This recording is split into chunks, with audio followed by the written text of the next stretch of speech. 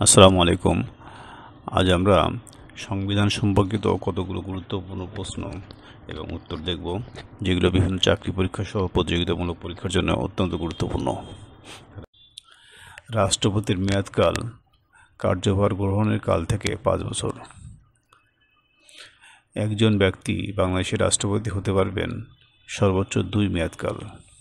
যার উপর আদালতের কোনো এখতিয়ার নেই তিনি হচ্ছেন রাষ্ট্রপতি। জাতীয় সংসদের সভাপতি স্পিকার। রাষ্ট্রপতি পদত্যাগ করতে চাইলে যাকে উদ্দেশ্য করে পদত্যাগ করবেন, স্পিকারকে উদ্দেশ্য করে পদত্যাগপত্র লিখবেন। প্রধানমন্ত্রী, মন্ত্রী, প্রতিমন্ত্রী ও উপমন্ত্রীদের নিয়োগ প্রদান করেন রাষ্ট্রপতি। অ্যাটর্নি জেনারেল পদে নিয়োগ দান করেন রাষ্ট্রপতি। বাংলাদেশের সর্বোচ্চ আদালত সুপ্রিম কোর্ট। সুপ্রিম কোর্টের বিভাগ রয়েছে 2টি, আপিল বিভাগ ও হাইকোর্ট বিভাগ।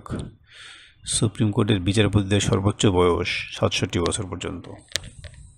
বাংলাদেশের সংবিধানের প্রথম মূলনীতি ছিল ধর্মনিরপেক্ষতা, জাতীয়তাবাদ, গণতন্ত্র ও সমাজতন্ত্র।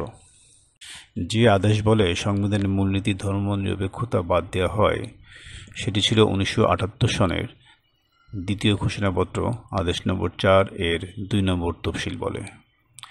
যেই আদেশ বলে সংবিধানের শুরুতে বিসমিল্লাহির রহমানির রহিম সন্নিবেশিত হয়, সেটি ছিল 1978 সনের দ্বিতীয় ঘোষণাপত্র আদেশ নম্বর 4 এর 2 নম্বর তফসিল বলে।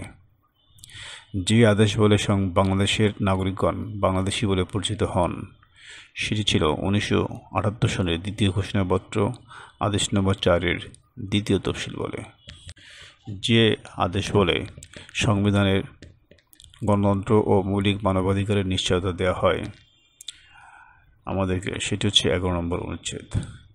সংবিধানের যেই অনুচ্ছেদে কৃষক ও শ্রমিকের মুক্তির কথা বলা আছে 14 নম্বর অনুচ্ছেদে, সংবিধানের যেই অনুচ্ছেদে নির্বাহী বিভাগ থেকে বিচার বিভাগ পৃথকীকরণের কথা বলা আছে সেটি হচ্ছে 22 নম্বর অনুচ্ছেদ।